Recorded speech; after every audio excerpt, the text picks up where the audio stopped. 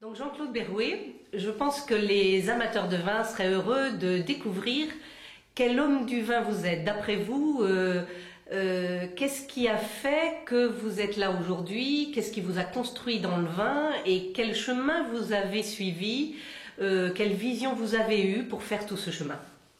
Le point de départ, c'est ma toute petite adolescence. Mon grand-père maternel avait une cave à vin dans un quartier populaire de Bordeaux. Et le jeudi, quand j'étais libre et que j'avais bien travaillé, on remplissait les bouteilles. C'est à l'époque où le vin de table, puisqu'on est en 1950, dans les années 50, où le vin de table était rempli dans des bouteilles, et on les tirait dans des demi-muits, et avec ces robinets de bois là, qui grinçaient, et je remplissais les bouteilles. Et quand on remplit une bouteille, il y a des effluves vineuses qui sortent de la bouteille. Et ça m'a fasciné. Et à 7-8 ans, j'avais décidé que ce serait mon métier, le vin. C'est ce que me disait ma grand-mère. Et si mon grand-père était là, il serait ravi de connaître mon cheminement et que je n'ai pas dérogé à cet objectif. Alors après, toutes mes études ont été établies en fonction d'une formation viticole et œnologique. C'est ainsi que j'ai fait le lycée de Blanquefort, ensuite la faculté de Bordeaux, où j'ai fait un diplôme national d'œnologue. Et à l'époque, il y avait un diplôme universitaire d'ampélologie, où on a donné un petit vernis viticole et ampélologique. Et puis j'ai eu un statut mixte à l'Institut technique de la vigne et du vin entre 62 et 64, où j'ai acquis une formation dans l'expérimentation œnologique en particulier. Et j'ai été recruté par la maison Moueix et Jean-Pierre Moueix en particulier pour être responsable l'homme du vin dans le groupe Moueix. Et les propriétés, il y en avait plus d'une douzaine, et la maison de négoce qui traitait exclusivement des vins de la rive droite. C'était la grande époque du vrac, où j'ai créé un laboratoire, etc., où j'ai baigné dans le vin toute ma vie dans cette maison. Alors, ça a été une longue cohabitation, puisque j'ai un caractère de grande fidélité, et en plus la rencontre avec un homme de qualité exceptionnelle, Jean-Pierre Moueix, un homme de culture, de sensibilité, un dégustateur hors pair qui avait l'art de déceler la qualité dans tout ce qu'il regardait, aussi bien le vin et la peinture, on le sait. Et pour moi, ça a été un voyage professionnel d'une qualité exceptionnelle qui a été faite de richesse, de compétences, de bonheur. Voilà. Et le vin, alors, vous avez parlé des arômes que vous aviez quand vous étiez petit avec votre grand-père. Les arômes, c'est resté important, mais je suppose qu'il n'y a pas que ça non plus.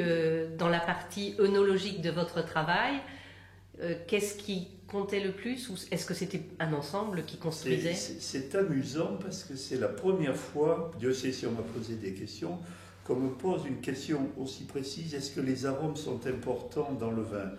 Alors je vais vous dire oui, pour moi c'est primordial.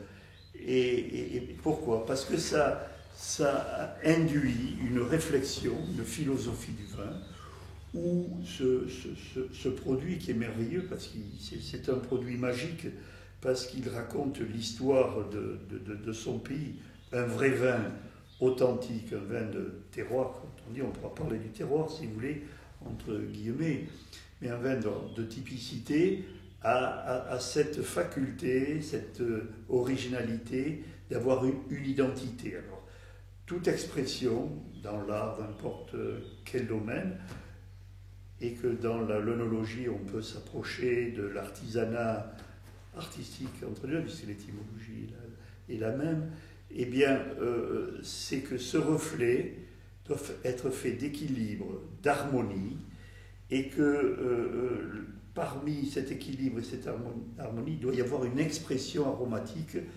la plus originelle et la plus originale possible.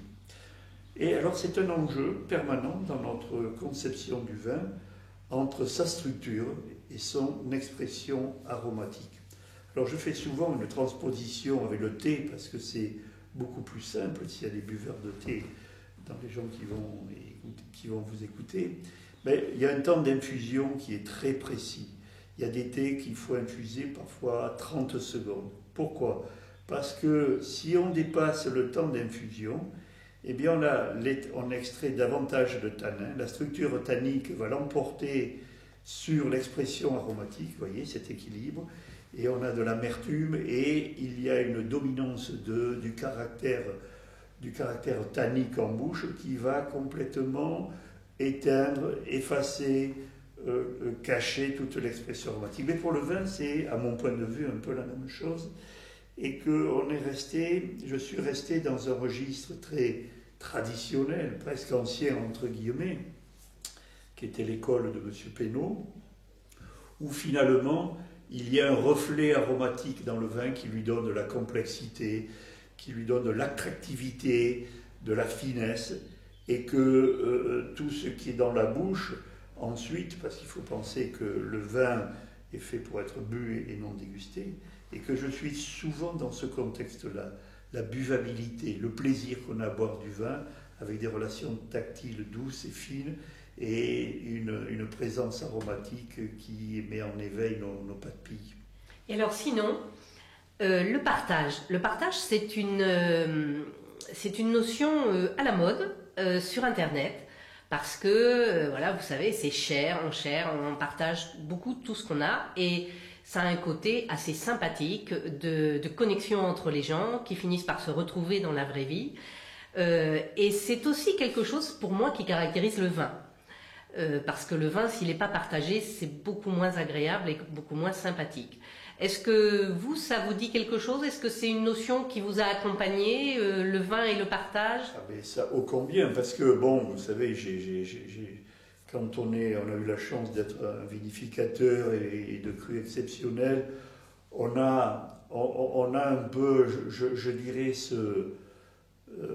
cette chance d'apporter du plaisir à des compatriotes, enfin on l'espère, tout au moins du plaisir à ceux qui vont boire le vin, et ça c'est le côté professionnel. Et puis de temps en temps, je suis du côté des consommateurs, je suis à table avec des amis, et il y a cette jouissance collective qui fait que quand on ouvre une grande bouteille, j'ai jamais eu envie de la boire seul. J'ai envie d'être avec des amis pour justement cette notion de partage, de plaisir, de jouissance.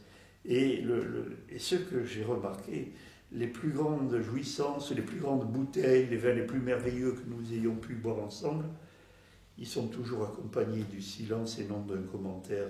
Alors ça, c'est la grande communion spirituelle. Là.